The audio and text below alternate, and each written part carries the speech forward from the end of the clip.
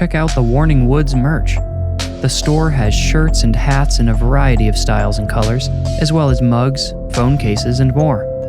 Thank you for your support. Welcome, friend. Follow me. We're going somewhere dark, somewhere dangerous. There's no telling what horrors we might find.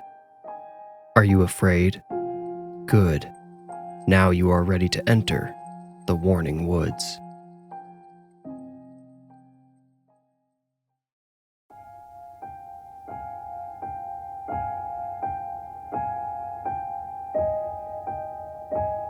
The following details an early investigation by the Whitney Brothers, before their steep rise to internet stardom.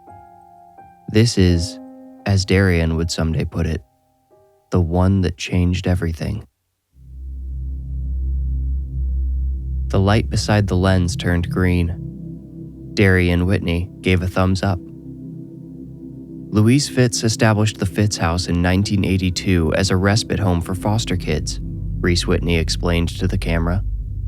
Darian turned around to show the compact house behind him. He and Reese stood on a cement path which cut through the dead center of the lawn and led to the white door in the middle of the house's red brick face. The whole house looked very symmetrical, with 2 front windows, one on each side of the front door, and matching white shutters on both sides of either window. The brothers moved in front of the camera to put the house in frame behind them. Darian picked up the intro. Prior to being a foster home, the Fitz house was, get this, a funeral home where the dead were prepared for their final rest. That's right, said Reese. We're going to talk to the current owners soon, who are relatives of Louise Fitz herself. Now, Louise claimed the front door opened behind them. Neither brother noticed it first, but after a few seconds, Darian glanced at the camera screen and saw a frail, crooked woman standing on the porch. "Jeez," he hissed, flinching and spinning around. He managed to collect himself in the split second before coming face to face with the woman. "You must be Bessie," Reese said, extending his hand, then wishing he hadn't. He felt afraid to grip the brittle hand offered in return. Bessie Fitz looked somewhere in her late 40s, but as frail as a woman twice her age. She shook Reese's outstretched hand faintly while her left hand supported her against the doorframe. "I am Bessie Fitz," she said, sounding tired of her own name.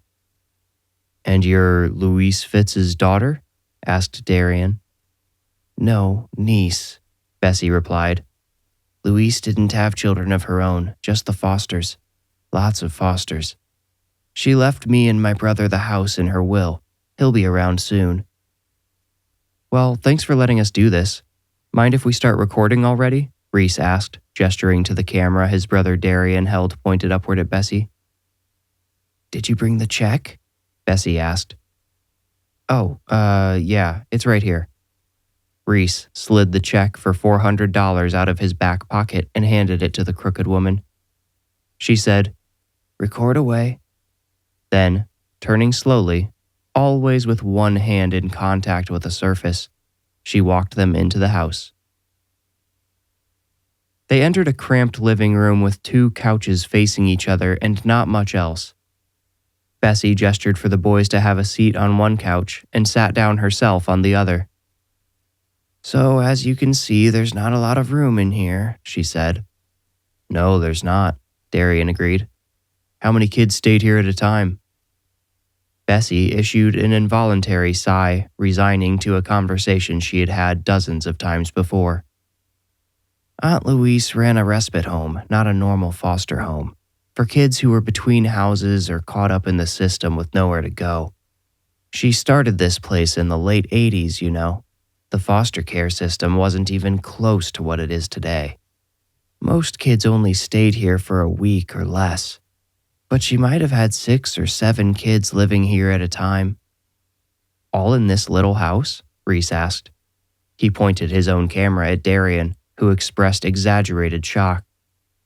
Bessie said, "Yeah, she repurposed the basement after she bought the place from the mortician's son. She set up 3 bunk beds down there to help fit everybody. More like the Don't Fit's house, know what I mean? Reese joked into the camera. Bessie didn't look amused. He quickly apologized. So wait, Darian cut in. Wasn't the basement... Bessie said, the mortuary? Yep. Those kids slept right where the dead were cut open and pumped full of formaldehyde. Luis tried to keep that a secret from them, but they always learned somehow, you know. Even before the internet, kids talk, especially about that sort of thing.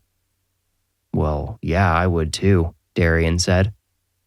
So is that kind of how the haunting rumors started? Bessie nodded. Reese asked, can you tell us a bit about that for the video? Before Bessie said anything, the front door opened behind her. In walked a man of similar age but far better health. Darian made to stand, but the man waved him down. I'll come to you, he said as he walked around Bessie's couch with a jolly grin. He shook both brothers' hands vigorously, and when he finished shaking Darian's hand, said, I'm actually a big fan of your channel. Oh, really? Darian asked, genuinely surprised. Their audience skewed pretty young, so it always surprised him when they met older fans. It's Clint, right? Clint Fitz, that's right, Clint confirmed. My sister been treating you boys all right? She gets a little numb to this place. Oh no, she's been great, Reese insisted. Clint sat down beside her and rubbed one of her bony hands. He said, I'm sure you guys understand. We get we get some interesting types here. But I've seen your stuff. I know you guys are good at what you do. Darian said, Thanks, man. We were just about to talk about the haunting. Want to tell us a bit about that? Clint said, Absolutely. That's why you're here, right? He laughed to himself, then grew serious. The first time Aunt Louise said anything weird related to this place, she talked about something a kid saw down in the basement. He said he watched a shadow figure walk from bed to bed, real slow like he was examining each one. Clint used his finger held in front of him to demonstrate the shadow figure's slow trajectory. That kid was the only one sleeping down there at the time, so he just got up and ran out before the figure got to his bed. Louise didn't let kids sleep down there alone after that. She believed him? Darian asked. Oh yeah, I have a feeling she might have known the basement was haunted already. And more kids saw it later, right? Reese asked. Oh, absolutely, Clint said. So many of them saw it that word spread all over the state. By the 90s, kids showed up here already knowing about the haunting. It's sad because Aunt Louise was a saint trying her best to help those kids out, but they were terrified to come here. Did it ever, do anything to one of the kids? Darian asked. Only the ones that weren't careful, Bessie answered. Clint laughed nervously. She's not wrong, actually. Seriously? Darian exclaimed, leaning forward into Reese's frame. Clint said, A few kids claimed the ghost touched them when they weren't paying attention. Came up behind them and just... He tapped Bessie gently on the side of her neck. They supposedly had horrible nightmares afterwards. Bessie said, One girl I actually talked to myself said she felt a cold hand on her shoulder and knew it was the ghost's touch. She said she felt the chill from the hand seep into her muscles and into her chest. So, do you think it might be something evil or demonic? Reese asked. Whoa, careful there, Clint cut in with a false grin. We don't like to throw around the D word too much. Honestly, there's not a lot that points in that direction, but we don't want to accidentally invite something like that in. I've done a lot of research about those sorts of things. Whatever's down there is at best harmlessly curious and at worst angry, but I don't think it's evil. We don't want that to change. It always comes up behind people, right? Darian asked. That's right, answered Clint. While you guys are here tonight, I'd suggest standing or sitting across from each other. Here's the thing with this ghost. It'll touch you, make noises, move stuff, the whole 9 yards. But all you have to do to make it go away is tell it to. Reese asked, like, how? You can literally just say, go away, and it'll go, Clint said. The kids figured that out back in the day. Thing is, you gotta see it coming. It'll sneak up on you if you're not paying attention. And that's when it touches you. Is it exclusively in the basement? Asked Reese. Bessie shook her head. She said, it can go anywhere it wants in the house. Don't go anywhere alone. Reese said, Roger that. Then turned to Darian and said, you're gonna have to be my bathroom buddy. They discussed a few logistics, then Clint helped Bessie stand and they moved to leave. Reese and Darian followed them to the door, recording as always. I'm gonna lock this, Clint said, twisting the doorknob in his hand. I'll leave you two with a spare key in case you need to leave at any time. Just, if you leave, please, go away, Bessie suddenly shouted. The Whitney brothers both spun around. Darian remembered at the last second to swivel his camera to look behind them, but there was no shadowy figure there. At least, not one they could see. That's all you need to do, Bessie said in an astonishingly calm voice for someone who had just seen a ghost. Did you actually see it just now? Reese asked. His heart was still settling, but the crooked woman and her brother appeared perfectly at ease. She said, just keep your eyes open. Clint said, you'll be all right. They bid the brothers farewell and closed the door. The brothers didn't move until after they heard the lock click. Then they shared matching, slanted smiles. Dude, she was intense, said Darian. Reese, that bit before they left? Dude, we should check some other channels to see if they do that to everybody. I bet they do. I was just thinking that, Darian replied. He kind of seems like he actually believes in it though, doesn't he? Clint? Reese said, I don't know, he might just be a really good actor. He reacted pretty strong to that whole demon thing though, huh? Hey, Darian scolded, don't say the D word. So how you want to start? Reese asked. Well, we haven't seen the basement. Should we check that out? Reese nodded and they headed to the basement door. Darian opened it and said, check this out. Classic. By classic, he meant the stairwell could have fit into any generic horror movie. The narrow stone steps were incredibly steep, and the gray brick lining either side looked like the walls of a deep well.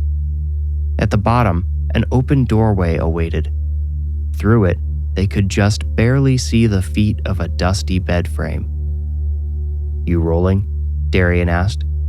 Reese nodded, and Darian yelled, We're coming down. If you don't want us to, give us a sign now. Reese turned his camera to himself and said, I guess the investigation has begun. As he carefully descended, he continued speaking into the camera. So, there are countless stories from kids who lived down here about a shadow figure that would give them nightmares if it touched them. No one knows exactly what or who this spirit is. It's a big part of the mystery. Maybe we'll get lucky and figure out how to solve it tonight. They crammed together at the bottom of the stairs at the threshold to the bedroom, or bunk room as the kids who lived there had once called it. Darian asked, Is the big surprise here yet? Don't spoil the surprise yet, Reese scolded. Darian made a pouty face, and both brothers laughed. Reese clapped loudly against his own thigh to mark a cut in the video. They had rehearsed this tease on the way over and nailed it in one take.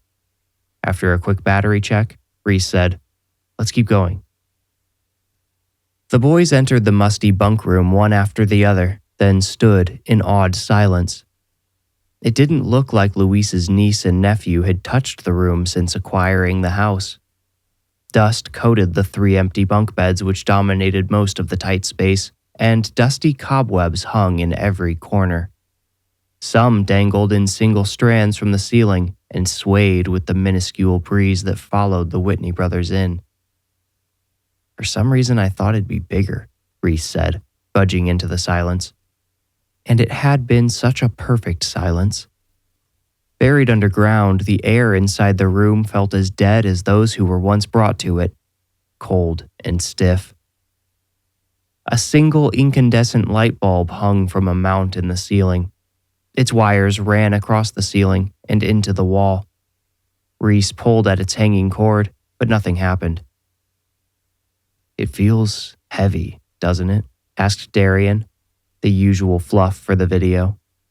But unlike usual, he meant it. Reese felt it too. Although no one they knew of had died in the basement, or anywhere in the house for that matter, a rumbling dread hung in the air as if suspended from the drifting cobwebs. "It could even be left over from when this place was a funeral home. The basement was the mortuary," said Reese. Darian said, "Oh yeah, that's right. There's still like a specter of death here. Crazy how much it—" "Whoa!" Reese suddenly spun, and his light shone directly in Darian's face. He shouted, "Go away!"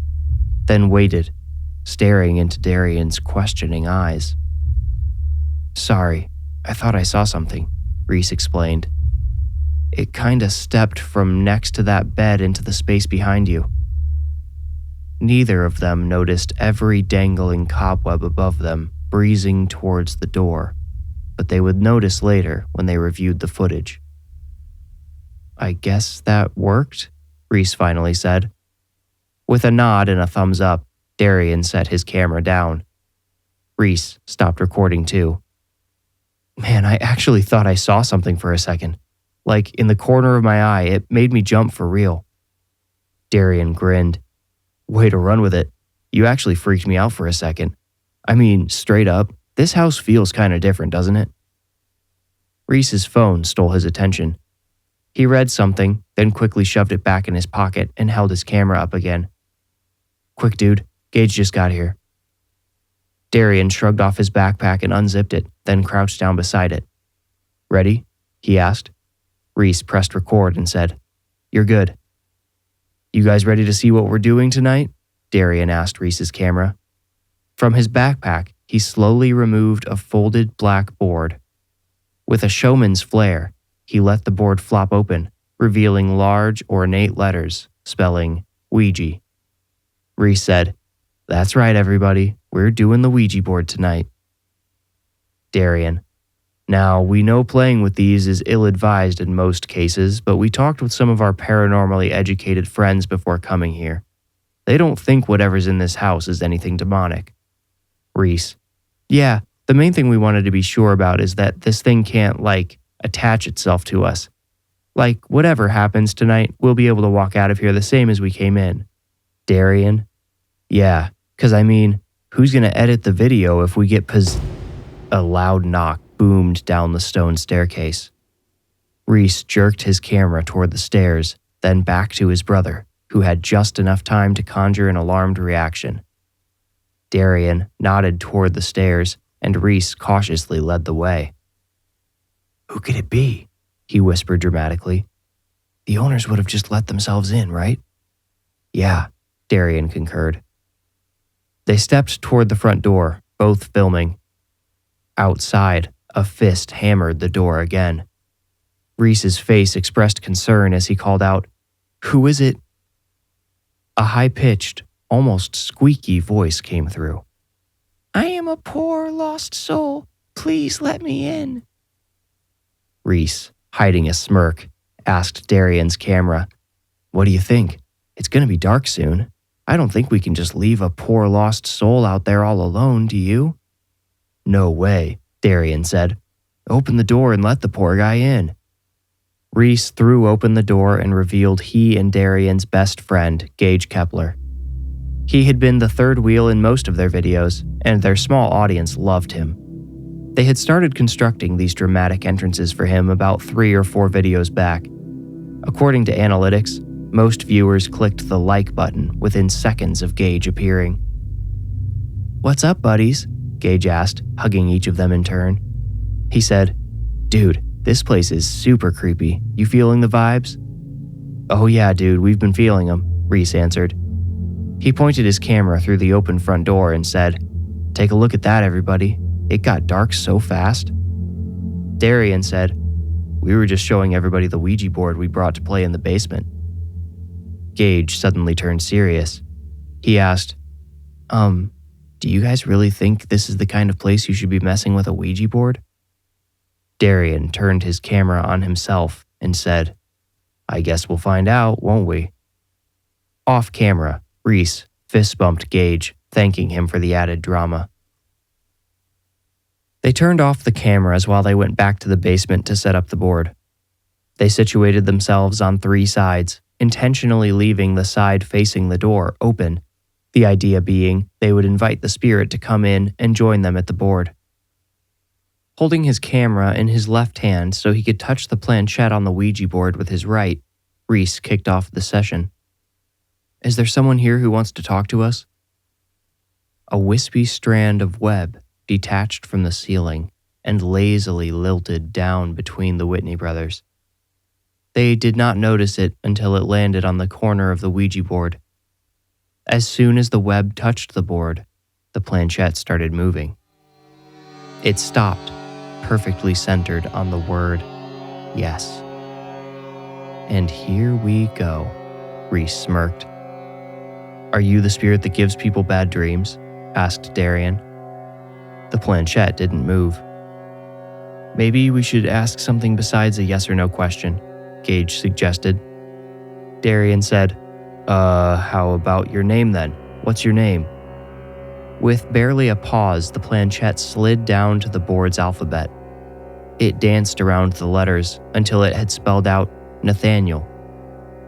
"Dude, that's the longest word I've ever seen a Ouija board spell," Reese observed, thinking Darian had spelled the name. Darian asked, "So, Nathaniel, were you one of the dead bodies that got brought in here?"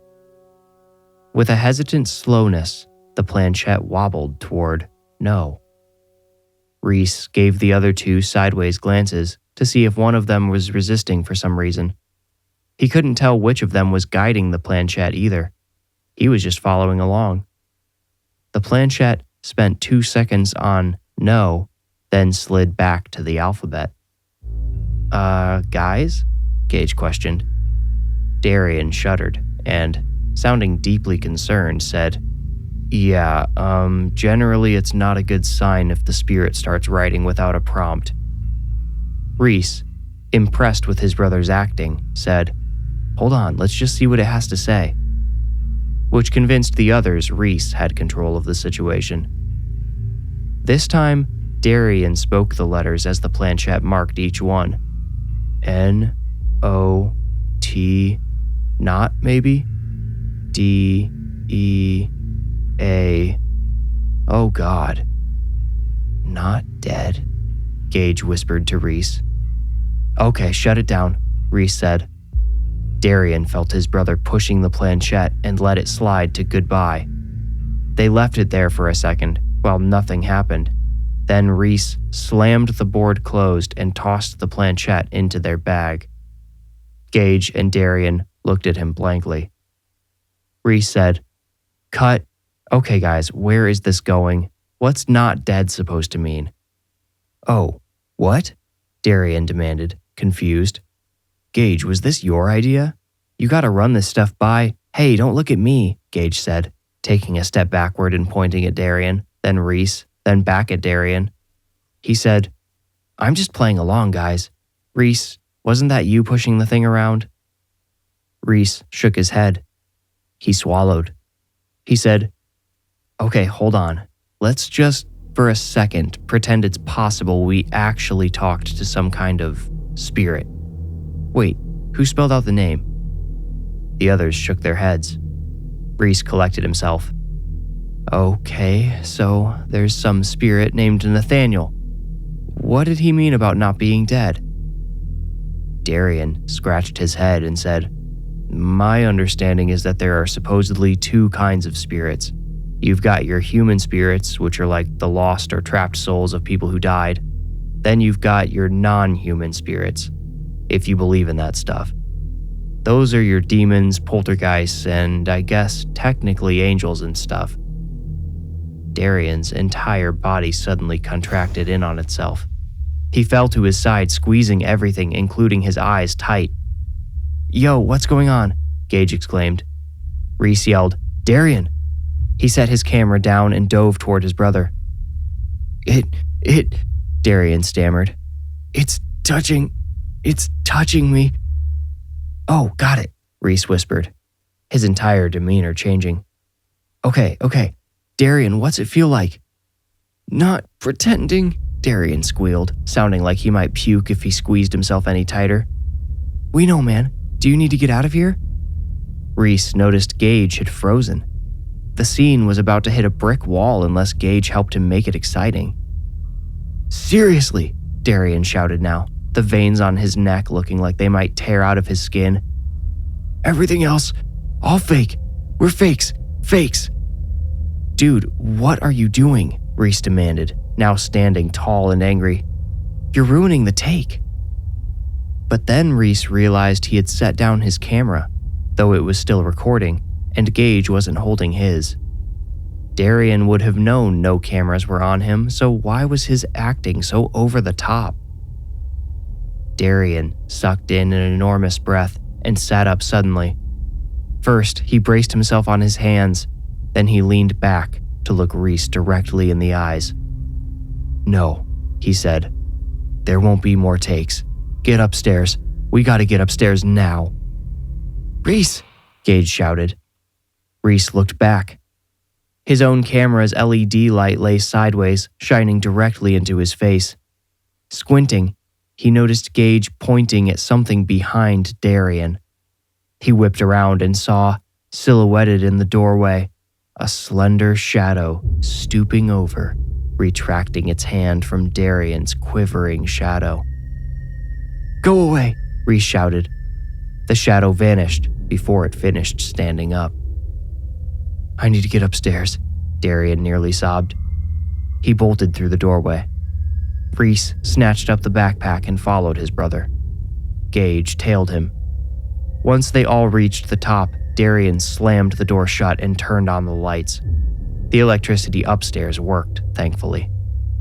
Falling onto the nearest couch, Darian began to cry. "Not to be a jerk, but can you do this after you explain what's going on?" Gage demanded.